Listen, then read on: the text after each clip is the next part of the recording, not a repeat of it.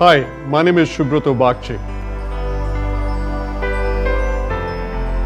In 2005, Penguin asked me if I could write a book using my experience at Mindtree on the subject of entrepreneurship. While writing that book, which took me about a year, the subject of entrepreneurship consumed me in many different ways. And one of the thoughts that came to my mind at that time is to explore how entrepreneurs actually come across their vision around which they build their organization. Do people work in a present forward manner, that is looking at their surroundings, looking where they are, where the environment is, and what kind of an organization going forward they want to build based on what body of ideas? Or do entrepreneurs actually first have a vision of a future that doesn't exist today? And in other words, do they work in a future backwards manner? Well, this is not a science. There's some people who look at their present and move forward to build an organization that better serves what they see as deficiencies in the present state of things. On the other hand, there are people who have an apparition, a vision of a future that doesn't exist. So what I did is I spoke to what I call high-performance entrepreneurs. I spoke to many of them, but there were three that came across as really astounding success stories of how they created the vision of a company that they went on to build. Let's have a look at these three.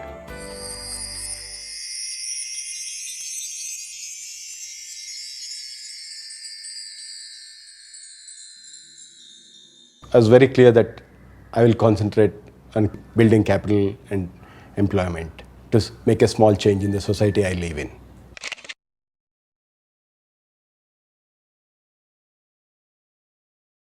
Many times things fail and then it's always easy to analyze in hindsight. But at that point in time, the hundreds of people who will come and tell you this is not going to happen or this is not going to work. I never saw the shadows. It was never a question of should I do it. The question was always how to do it. I never questioned the business model.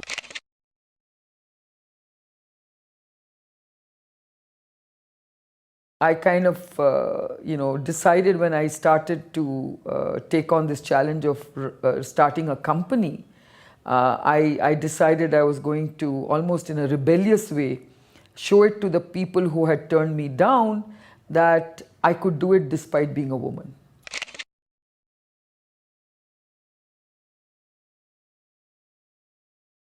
The story of Siddhartha begins in the beautiful coffee estates of Chikmagalur in Karnataka. There he grew up in a coffee growing family.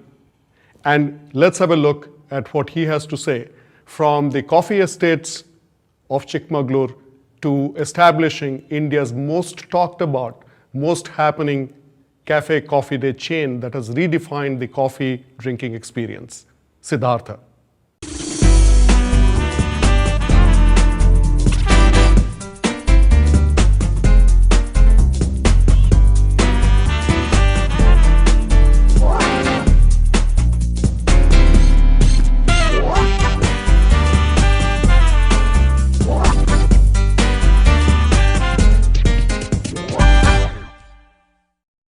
I don't call myself still very successful. I'm an average successful guy. As I told you, I was not a smart kid in school. I was an average 50% guy, but I was a very hardworking guy. I used to work, not in school. When I started working for a company after 83, I used to work for 16, 17 hours, and I used to work for almost 7 days a week, 6 days to pakka. So I think for last 20 years, I don't think that work habit has changed. I think hard work. And you need to keep your eyes and ears open to see what's happening in the outside world and how you can put that in your business, what you're doing.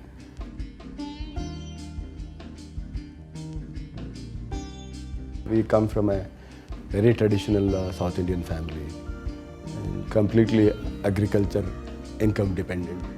My father was a graduate in science even in 1940s.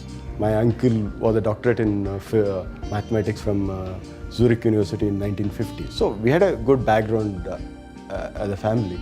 But none of us them had gone and worked anywhere or done any business. Whatever the land we had, we were growing coffee for 120, 130 years. And before that, we got a family house which is 400 years there.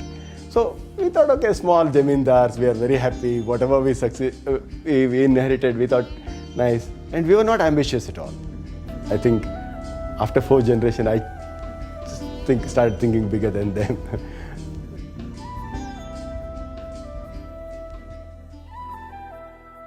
And the 3rd year, I said, no, I want to show the world that at least that I also can create capital. I applied for a job in JM Morgan Stanley. Those days it is called JM Financial. And I started working as an analyst there. There was a chairman of JM called Mahendra Kapani. I think he gave us a lead, and he gave us the exposure to the stock markets. When I started making money in stock market, I didn't want to keep all the money in stock market. I wanted to invest something else. Safer, much safer. I started buying the estates. I knew the estate because I was born. I spent a lot of my holidays in the plantations. I knew in and out of it.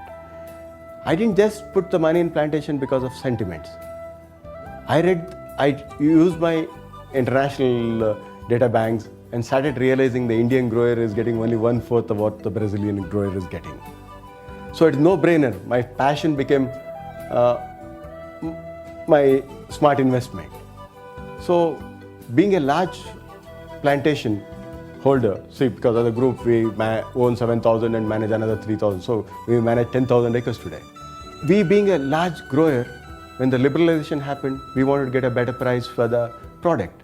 So for that, I wanted to sell only coffee powders to start with because it is 100% markup. When you grow so much, you should not be worried that what the American buyer is giving you, how many cents per pound.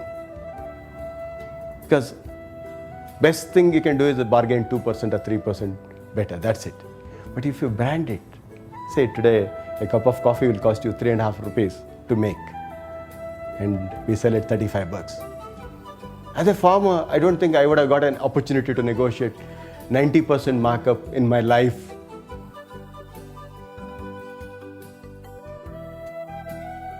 See, we wanted to start a cafe, high-end cafe, but all my colleagues in the company said, no way we can succeed. Because they said, in India, when you can get coffee at $5 in a Darshini, who will pay for $15-20 for a coffee? One day in late 95, I was walking in the street of Singapore. I saw a few kids having beer and surfing the net. So I thought it was a great idea to have an internet and coffee. So I came back from Singapore. We took a good place in Brigade Road, paying 50 lakhs. Good computer connectivity with high-end bandwidth.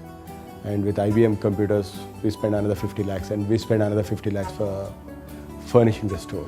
So in 3 months, we were very sure that it is a concept will click in India. So from 96 to 99, we rolled out more than 20 stores.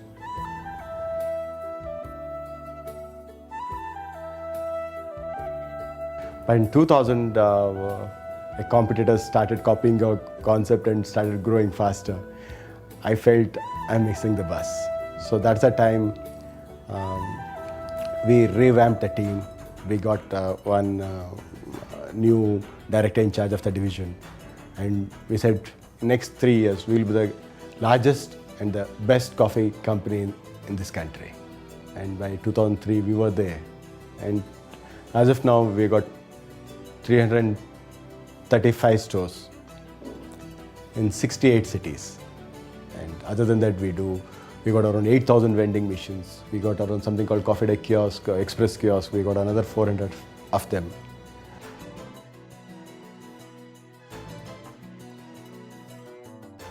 I tell my team, this is only a foundation. The game has changed. Say, any entrepreneur, we should think what is good for the company in the longer run. The dream is that next 10 to 12 years, we want to be $1 billion revenue company in a coffee business. We want to be in the top 3 players in this industry. See, the business plan for next 5 years will be 1,500 stores. Next 4 years will be 1,500 stores. and we'll be around 1,400 to 1,500 crore revenue, operating in 10 countries in the world.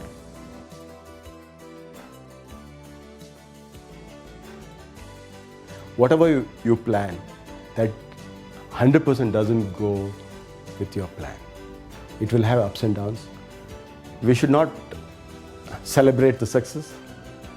We should be calm in the crisis time.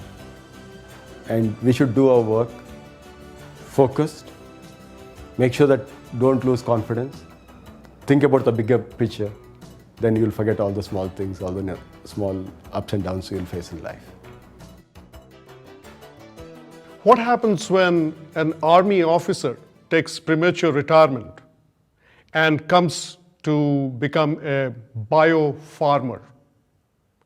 Is that his destiny? Is that his future? Or something completely different is awaiting him? This is the story of Captain Gopinath, the man behind Air Deccan. He had the vision that 1 billion Indians could one day fly. How did he get that vision? What was the beginning of the ideation process in his mind? Let's have a look. Captain Gopinath. Hariram जी चिट्ठी खोल के पढ़ो तो भैया।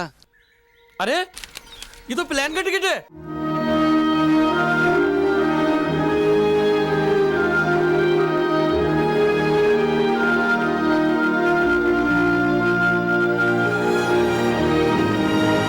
For millions of Indians, flying is no longer a dream. Air Deccan. And one day I was in Phoenix Airport. I was walking up and down, waiting for a helicopter to pick me up. And I saw that airport in Phoenix, back of beyond, in the desert, not the biggest American cities, that airport was handling more than 1,000 flights a day. A whole country, all airports put together, all our 40, 45 airports put together, was handling less number of flights than Phoenix Airport. So I didn't need, at that point, a McKinsey to tell me and give me a business plan.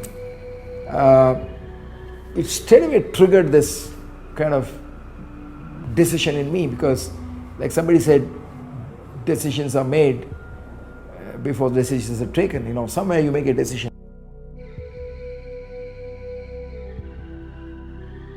I come from a very small village. I studied in that village. I went to the local school. It was a Kannada medium school. It was a very simple, lower middle class family, if you can call that. My father, being a teacher, had a very small acreage of land. I came back from the army and came to my village. I just thought I'll have a different kind of life, because it was getting too, it was a great life, but it was getting too regimented for me. So I came back to my village, not knowing what to do, but I definitely knew that I didn't want to do what I was doing, which was being in government job. So I came back and had lost all the lands in my village because I had built a dam. They had got lands allotted in some other place. That was remote, that was inaccessible, there was no approach road, there was no water, there was no electricity, some remote shrublands. So I went and bought a tent and went and lived in that tent there for about a few years. Then I got totally immersed into farming to find out how to build a farm that is profitable. And it was not easy to make the farm profitable, because you're always in this debt trap. I wanted to get out of this trap, and that's how I really started exploring and researching to find out how to, on the one hand, increase productivity, and on the other hand, reduce my input. And what I discovered then was that ecologically friendly farming was low-cost farming. It got me a very big global award from Rolex International for my work on ecological farming and low-cost farming.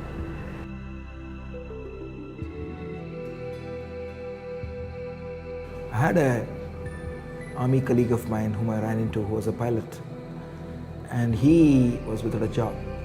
And one day he told me that he got a job in a courier company. So initially I was happy when he said he got a job, but then he told me he got a job in a courier company. That sort of devastated me. Pilots, hundreds of them without jobs, country on the path to reforms, and not a single helicopter company. I saw something which others were not seeing. And I felt that that if this country is on the path to reforms, helicopters are a great infrastructure in a variety of fields, for aerial photography, aerial mapping, medical evacuation, support for oil companies, news gathering, helitourism, geophysical survey for mining. There were hundreds of applications, and I felt that if I could set up a company and get a good team to work with me, this cannot fail. So we started with one helicopter, and then we became, in a very short span of time, we established a national presence. We have 9 bases across the country, from Colombo to Bangalore, Hyderabad, Bombay, Surat, and from Colombo to Kashmir. I got 2 helicopters there. And we became the largest helicopter company in the country with 14 helicopters.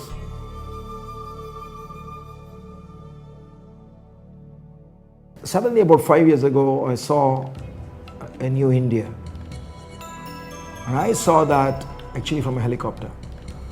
And I still remember that day when I found in one village, outside that village, across the river, there was a small hut which had one TV antenna. And suddenly it triggered a kind of image in me of India which did not exist before.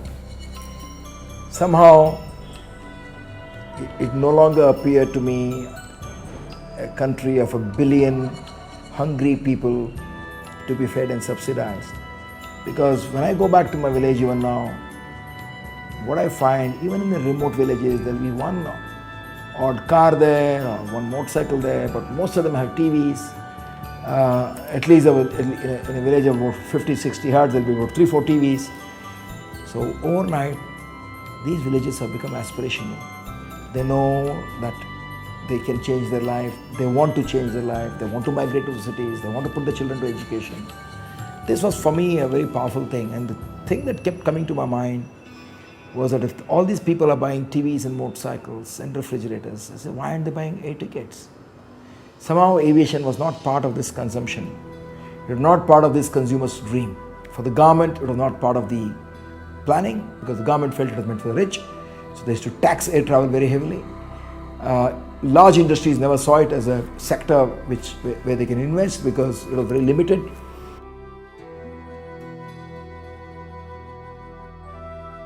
So I realized that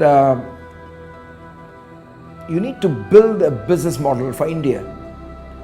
And the slogan I gave was, every Indian must fly. It looked like a hyperbole, it looked like an exaggerated statement, but I realized that I needed something as big as that to give this trigger to really shake up the country's slumbering attitude, to come out and say every Indian can fly. So I needed to create an airline in India for Indians, in the Indian context, using Indian innovations and Indian brains, rather than simply bringing something from abroad. So the best thing that I did was not to hire a consultant, because then they would have asked me to do exactly what they were doing in America. Then I wouldn't have been able to go to all these Hubli and Belgaum, Kolhapur, Nasik, Dehradun, Gwalior, hundreds of cities with airports but no connectivity. So I felt the key to my success would be, and the key to the success of the country in terms of getting a vibrant economy would be, not just create a Bombay-Delhi economy or a Bombay-Delhi airline, but to go and penetrate deep into the bowels of this country and create a business model out of the mud here.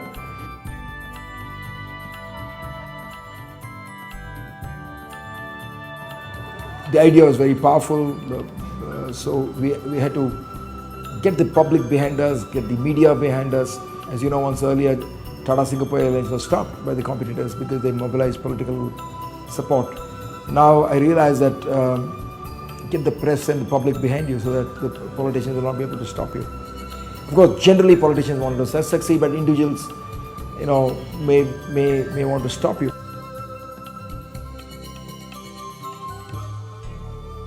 Of course, my father was a teacher who always told me, whatever you do, even if you're a cobbler, he said, be the best cobbler.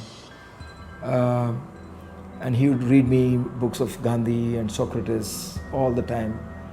So I was always inspired by people like Gandhi or even Einstein. See, we're already the second largest airline. We will be the largest. That is inevitable. because the business model lends itself to that, the dream lends itself to that, people are coming to that. I've already signed for 100 aircrafts. Aircrafts are coming because at the bottom of the pyramid, the customer source is inexhaustible. So we will be the largest airline. I mean, that is inevitable. But I'm not working towards that, but it's going to happen by itself, in the sense that that's not the aim. The aim is to be the best before becoming number one.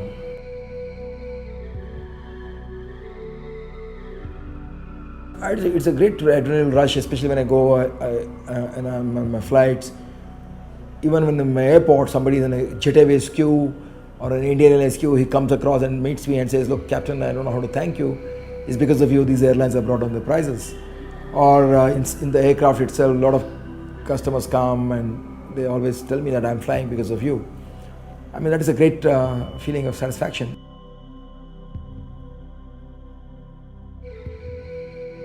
The motto that I always gave is what Hannibal told his troops: you find a way to do it, and if none exists, you make one. Kiran Mazumdar went to Australia to learn brewing, of all things. And when she came back, all she needed was a job with the brewing industry in India. But you know what? The industry was not ready for her. The industry was not ready for a woman as a master brewer. So she did not start Biocon with a lot of encouragement and hope and positive feelings. Actually, when Biocon happened to her, she was nursing disappointment. But here is the story of how from that crossroads, Kiran went on to build the most talked about biotech company that India has produced so far, Kiran Mazumdar Shaw.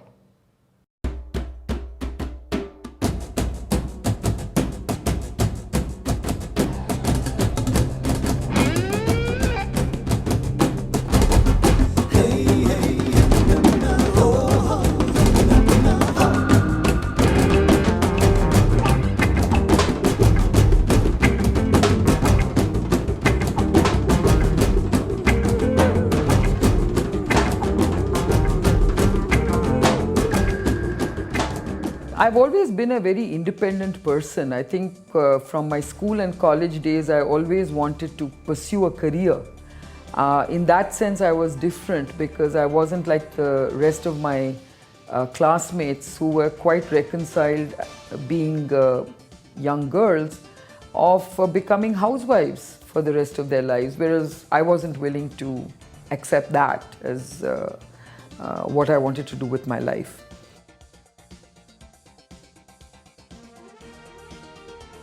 After I finished my bachelor's degree, I did have two choices. One was to pursue a PhD program in genetics and the other was to do a master's program in brewing. And of course I opted for the latter because basically I wanted to pursue a career and not, a professional career, not an academic career. So that's what really sort of made me decide about a brewing career. And of course, my father was a great influence in that sense. Then of course, when I came back from Australia, I was very disappointed because I wasn't accepted as a brewmaster.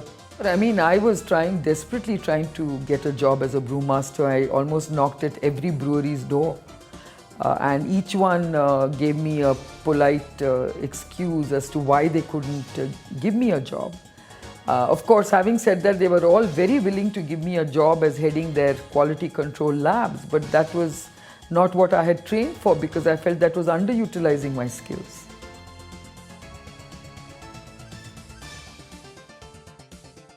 I've always believed that don't be disappointed by failures, don't be disappointed by rejections because there are always going to be other opportunities which might be even more exciting.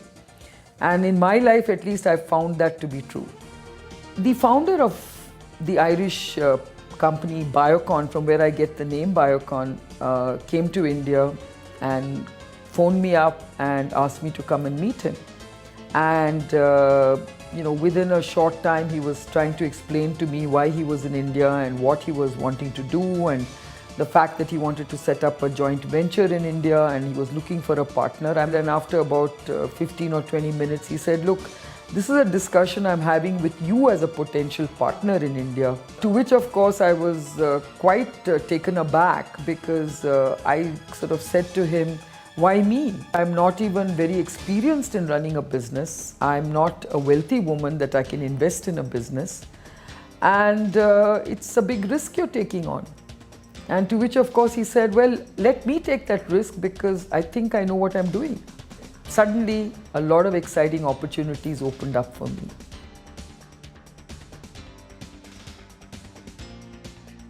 Once I take on something, I'm always determined to make it succeed. So I was willing to really sort of work very hard at establishing this company. I was determined to work very hard at making this company at least into a profitable business. So, that was the way I went about building Biocon.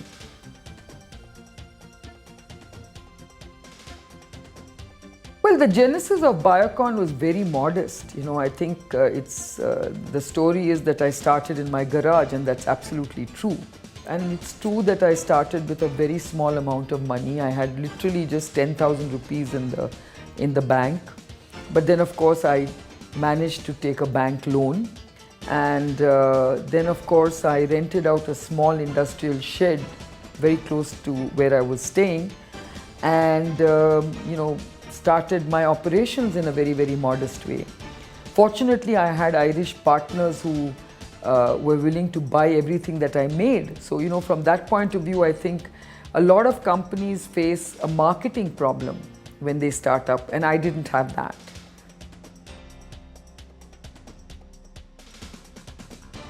I think it was very, very exciting. And when you're building something with your own bare hands, it's a very, very exciting feeling. You're very driven, you're very powered, you feel so determined that you don't have any, concept of time, because I used to work almost 24-hour days those days, The first 5 years, I think my vision was very, very short-sighted. It was literally about creating a company, building that company, making sure I get people to work for me, making sure that I get product out of the door, making sure that I fixed all the problems that inevitably arise in a business of its kind. It was just a survival phase, the first 5 years. So really in a survival phase, your vision is very short. Those were great times, when I think back on how I actually built up Biocon, I still even marvel at that sometimes myself, saying, my God, I can't believe I did all that. And I really roughed it out as well.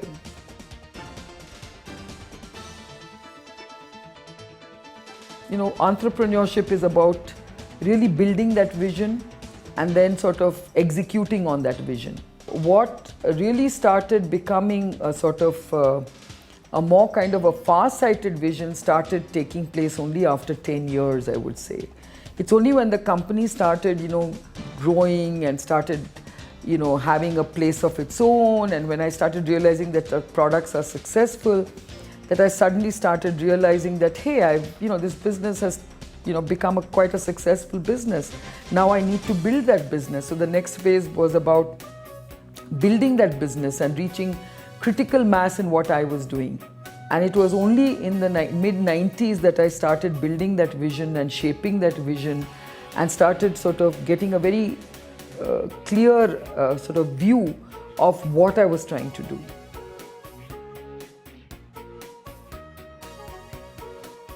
So I started looking at biopharmaceuticals, and that's when I really sort of made that sort of shift from enzymes to pharmaceuticals. Initially it was about, again, building skills and capabilities in biopharmaceuticals, and today, of course, it's about new cancer drugs, it's about oral insulin, it's about very, very exciting new products, and that makes your vision and your goal very clear. A number of things inspire me. First and foremost, I think just doing all this in India inspires me a lot, because I think I grew up in an India which was very difficult as an environment. Today I see a very reformed India, a very confident India, and that itself is very inspirational to me. My dream is to bring a very, very useful drug molecule with, and a novel drug molecule at that, to the world markets with a Made in India label. That to me is my biggest dream. There is no magic formula apart from believing in yourself, working hard, and really, being very impassioned about what you're doing. I think that there's no sort of shortcuts to success. It is about hard work. As I say, I love to use the phrase, the harder I work, the luckier I am. Preparedness is something which is very important in being lucky. So if you're prepared, when the opportunity strikes, yes, that's called luck. And I think the harder you work at being prepared, the luckier you get. And at the end of the day, if I have one single message to young people who want to sort of toy with the idea of entrepreneurship, I think the single message I have is, if I could do it, anyone can. In the three stories we just saw, Siddhartha's, Kiran's, and Gopinath's, what stands out is that these people built great organizations, went on to create memorable institutions by first having the vision of the future. And that vision was actually a large vision. That vision was not about the detail. It's very different from what many youngsters come up to me and say, you know what, I have this bright idea to create this one great product. You don't build an organization on the strength of that just one great product. You build a memorable institution when you have an abiding view of a future that does not exist. The details can always follow.